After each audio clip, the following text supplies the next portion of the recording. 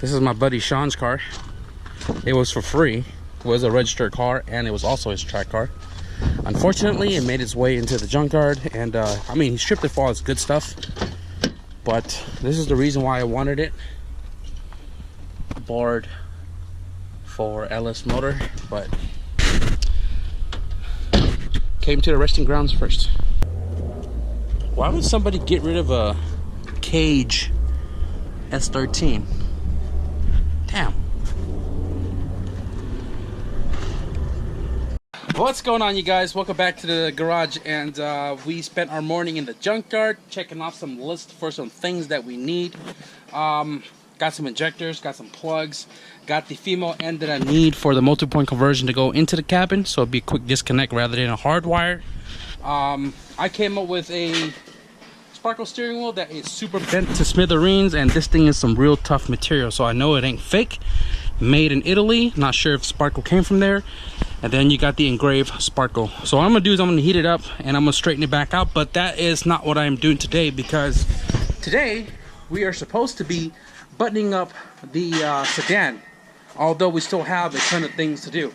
I'm definitely going to knock out that axle nut right there so we can pull that axle out and get the passenger side installed and get the suspension all buttoned up. And then we're going to move into under the car, because Eric paid for this, what, $4? And I'm going to modify this for the B-Series shift linkage that he has, so we can get this installed on the car and bolted up to the tunnel. I 5-finger discount this the other day, so we have a shifter for that as well. And then I'm going to move on to the injectors. So I took the OBD2 injector plugs because the injectors are OBD2, except I don't want to run it just because I'm gonna have to cut and snip in all of these suckers right here, and I don't want to do that. So I also snagged OBD1 injectors, which then I'm going to be switching these guys out for the OBD1s. These clips should work if you modify the inside of the injectors, the little tab on the inside, for these guys to plug onto, and then injectors should be squared up. Over here, I'm gonna have to eliminate the resistor box, and I actually got another plug right here where I'll just snip and loop them all together, so we don't have to cut and loop all those together. It'd be a quick disconnect. And after everything's all squared up, like the car's on the ground ready to turn over, and all it's left to do is a multi-point conversion to the ECU, we'll do that. He spoke to Paco this morning, picked up the chip ECU that was tuned for this motor, so we're golden, and all we have to do is wire up the VTEC, which is the one wire I added in the harness, which is plugged up right here. And then everything else should be eliminated as far as the O2 sensor, NOx sensor, VTEC pressure switch, so on and so forth. We are nearing, but yet still far away. I have to drop the steering column, pull the pedal assembly out. We did not find a SI throttle cable, but we'll make do with the DX one until we can find another one or buy another one online or something. Other than that, let's cool down real quick, because today is dumbass hot. And then we'll get started. Well, the first thing I'm going to do is the shifter, because I can actually sit still here and let the breeze hit me. Ooh, it feels not cold. So we're running a 94 Integra LS GSR. They're practically the same, but dual bend shifter, and this right here is a ton better than the stock straight shifter. I don't know if we did a test pass in one of the videos when we installed this in Carrie's car, but huge difference. I have this in my CRX as well, or had in my CRX as well, but the only problem with using this on an EF shifter is the fact that it is super long. You can see it right there, probably about 1/4 of an inch, and we're gonna have to trim it down. And then there's a spacer that goes in the middle in between here, and we also have to trim this down. So I'm gonna take measurements right here, and then I'm gonna cut this accordingly, where it's gonna be like not dummy snugged, but enough where it just slides in and out without crazy play in it. And then we'll trim this end. You can see that this side is longer. We're gonna trim this end, so that way the shifter is straight dead centered in here, and then we'll get it all bolted together using, you know, the propane bushing as well. And then we'll kind of kick this off to the side, then we'll move on to the injectors. There you have it, amigos. So I trimmed off, man, you know what, let me see if I can find this shit in the trash can. Okay, probably not. But I trimmed off like 1/4 of an inch, give or take, and then pretty much slid right onto the shifter without a single hiccup. The plastic ball that's inside between this bracket and the shifter itself, it's pretty like new or in good condition because the shifter has no slop. So this is going to be a real nice tight shift once it gets put into the car. This is all buttoned up, and another thing I noticed that right out the box, the sloppy joint right here, not sure if I'm supposed to tighten it up or whatever, but Hasport is a super duper tight fit or tight slop rather than this. I'm just going to tighten it up just because I think it's supposed to be tighter than this, but it's also a weirder shape than I've ever seen this before. See, look, this right here has no slop. See it? Nothing. It's supposed to be like that, not this limp dick shit. Quick little info for you guys. So one of my OBD0 injector has this completely cracked, so that leaves me with 3. The one that was on the car is this guy right here, and you can see how it's not a full square head. It's sharp corner and then rounded right here, and then the pins are not centered in the hole here. It's more to the left. You can see it right there. That's OBD2, and then it has the little tabs on the side because OBD2 is a clip-on style rather than a retaining clip style. Show you guys here real quick. Right here, see the little clips on the side? Clip, pull out, right? So OBD2 does not clip into OBD0 and OBD1 plugs, and here is an OBD1 plug. So OBD1 and OBD0 is practically the same. The only difference is you can see on the inside right here on the top, the OBD0 has a little tab right dead in the center between the 2 pins, while the OBD1 has a 2 on the outside. So for me to not snip these guys and wire in the OBD1, because if I was to do that I would have done OBD2, all I have to do is take my soldering iron to the OBD1 injectors and pretty much just melt down those tabs right there, and then the OBD0 plugs would clip right onto the OBD1 injectors. I'm gonna do that now, install that, and then we'll go to the resistor box.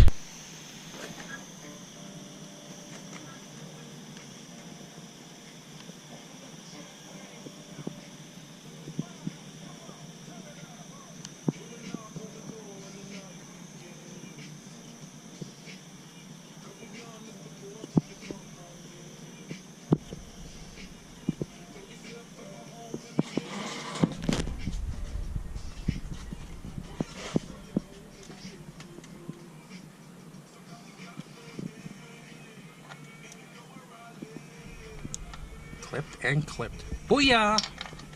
So this plug right here is the resistor box side, right? On EGs and like EKs and or DCs, they actually have a little square plug, but we're not using that. We're using this so we can unplug it and say like Car Everyone Turbo or something. Then we can just unplug it, put a resistor box on, and all you pretty much do is the 6 wires or 5 in the EF case. You just take all the wires, twist them together, right? Stop. No, it just turned off.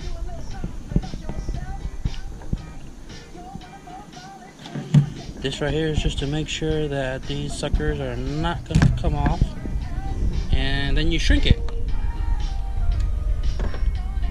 Grab my shrink tubing.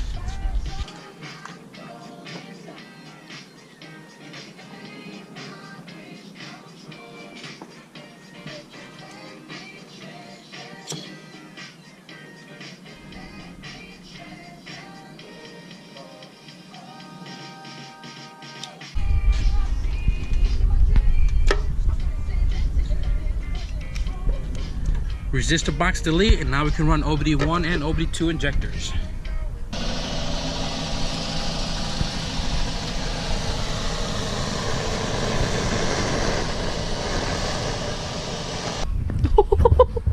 So what I did here was I put some WD-40 on this sucker, then I ran the torch for about 5 minutes, and then I used my not everyday tool impact, and what I did was I tightened it, right? tighten it in so that way it'll break it loose. And then I reversed it probably a couple different times while putting pressure on the impact, and boom, we broke the axle nut loose. Time to remove this sucker and install this tie rod, axle, fork, and then this right here will be done. Dunzo. I am now going to move underneath the car, install the shift linkage, the bitch pin, and I might just do the exhaust too while I'm at it. The flange is on the exhaust right there, and then I'm going to cut that, shorten it, and then match it up to the header while I'm done there.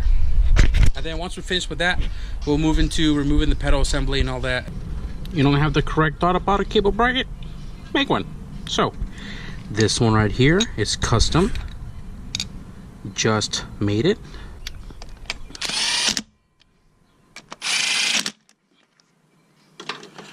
I'm not sure how I welded it crooked, but it is crooked. Ay, no mames. It goes on there something like that. Voila.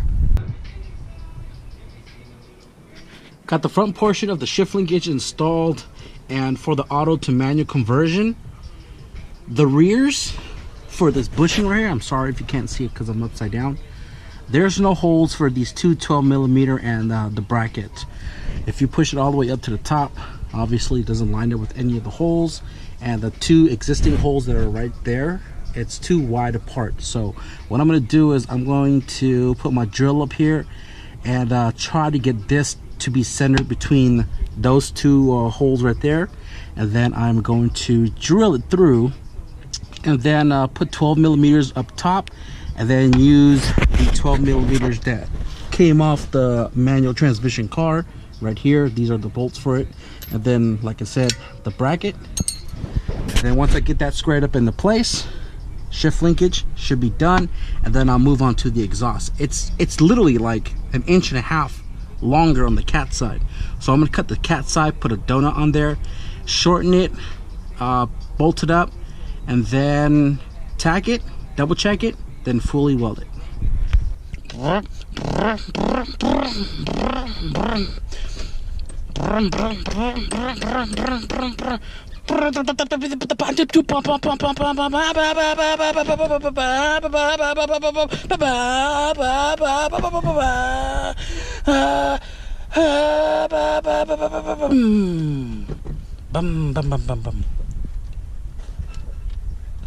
Man, this feels pretty good.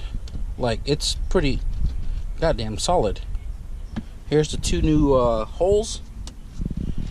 First, second, third, fourth, fifth, reverse. We are golden. I got a brand new donut right here, 2.5 on the back of the exhaust manifold, and if you guys take a look at it right here, the cat, this was extended. This is an extended portion. Now if I had just cut that off right there, and then right there nice and flat and straight, that will line up to the exhaust perfectly. What's this nonsense? God damn it. So he's gonna run the stock exhaust for now until he can upgrade later, possibly 2 1/4 if he really wants to stay quiet, like my brother's wagon, or 2 1/2 if he really doesn't want to restrict and get a nice deep tone to it. And this will do for now. So let's get cutting on this guy. Hopefully we can do it straight with the Sawzall. Take this piece out to the bench, cut that nice and flat, bolt it up, tack it in place, and yeah. Oh, you guys can't see it, but it was kind of hard to weld under here. At least the job is done. Donuts in place, bolts are tightened down, and exhaust is connected. Alrighty then. This is the most complicated task of doing this auto to manual swap, but this also applies if you broke your clutch pedal Here is the automatic pedal assembly, and you guys can obviously see I've taken quite a amount of things out of here just to get to it. Steering column came down, fuse box has two 10mm bolts, and that allowed me to kind of move it out of the way. And then to make life easier, I took the steering column bracket that sits up here that holds the steering column in place. I took that bracket out right there on top. And then there are several bolts. In this case there are 5 because there's no clutch pedal side. So 1 at the bottom right there for the gas pedal, and then 4 for the master or brake booster. And then there's 1 that goes to the top up there, and to get to that one you have to remove the driver's side vent tubing, which is fairly simple to take off, and then the booster to the brake pedal itself. A lot of maneuvering around to get this sucker out of here, but that's what I'm going to do as of right now. It's pretty much like right here. I can just slide it on out. So I'm gonna take this out, install the other one, and then button up the pedal assembly. And apparently the gas pedal lever mechanism thing for the throttle cable is the same as the other one he has in the trunk, so that means I don't have to swap it out. But he is stuck using the DX long ass throttle cable, which will do the job since I already made the bracket for it. And then I think there's an existing hole up there ready for the clutch cable, so we'll get to that when we get to it, and let the fun begin. These summer bugs, god damn it, and my boy Justin Bieber. Anyways, so what I've done just now before I put this pedal back into the car, this pedal was re-welded before, and then pretty much all I did was put another brace on it and then fully weld it all the way around. I'll throw some paint on it and then we'll put it back in the car. But I have to do this in the dark because this bug is super irritating. I love the pitch black. Oh, it's nice and chilly finally, but still trying to continue working on the freaking car. It's 9:52 right now, and I'm trying to avoid all bugs, but we have a clutch pedal, a brake pedal, and a gas pedal. So brake switch is reinstalled. The neutral safety switch is not installed because it's over here obviously, but I could run 2 wires all the way up there. Instead I'm just gonna bypass it right there and turn key on without the neutral safety switch. I don't want to add a lot more unnecessary wires. I mean, it's necessary, but it's like I don't want to run a whole bunch of like random ass wires, especially alarm systems. Like they're just sitting down here. But nonetheless, clutch cable is on and throttle cable is on. So I'm gonna go in the engine bay, button those up, and then I am going to come back inside the car, reinstall pretty much all of the center console pieces and all, and then maybe I'll do the wiring tonight, or I'm gonna wrap it up and then continue it tomorrow, because like I said, I spoke to Eric today and he said he has a spare car to drive, and I don't want to do this in the dark. I prefer to have more lighting, and these bugs are just really annoying. So yeah, I'm gonna move my way up into the engine bay. I'm gonna bring the light outside. Hopefully the bugs don't follow because they're still floating around. Interior is looking spiffy again, other than the no shift boot right there. And I'm gonna have him, you know, go snag one from the junkyard, and you know, whenever an EF shows up to the yard, because we didn't see anything today. Nice and firm, it has a competition clutch in here, brakes working as it should like before, and gas pedal, I looked at it earlier. We have a wide open throttle, and I think the only thing he's got to do now is swap over to a RPM cluster like an SI hatch. I don't remember or recall a sedan that came with an RPM, but if it did, hopefully he'll find one so he can get rid of that whole shift column right there on the left side, and have RPMs for whenever he gets a little happy foot. Engine bay is looking good. Everything is buttoned up other than transmission fluid. Cycle the oil, then change to the Mobile 11030, and then I still got to do the dual point multi-point conversion harness at the ECU, which is wiring in 4 and then scooting 2 wires over at the plugs. But other than that, we are buttoned up, clutch cable, everything. We're squared here. That means I'm going to end the video now. It is 11 o'clock once again. The bird's not chirping, but you know, we got a lot done, or at least I think we got a lot done. Axles that are in, suspension is on. I'll leave the wheels off until the car is ready to go back in the ground. We did the exhaust, which was a lot easier than I expect. And then tomorrow, guys, tomorrow I'm praying that it's going to be the first startup. I'm going to go to Home Depot tomorrow, get some hoses for the catch can or the breather can that I'm going to convert to a catch can, so it's going to be part breather, part catch can, if that makes any sense. And then we'll do the, like I said, the wiring portion of it, fluid it up, and hopefully it cranks over. Bypass the neutral safety switch, so we should be able to crank the car over. Other than that, I'm excited.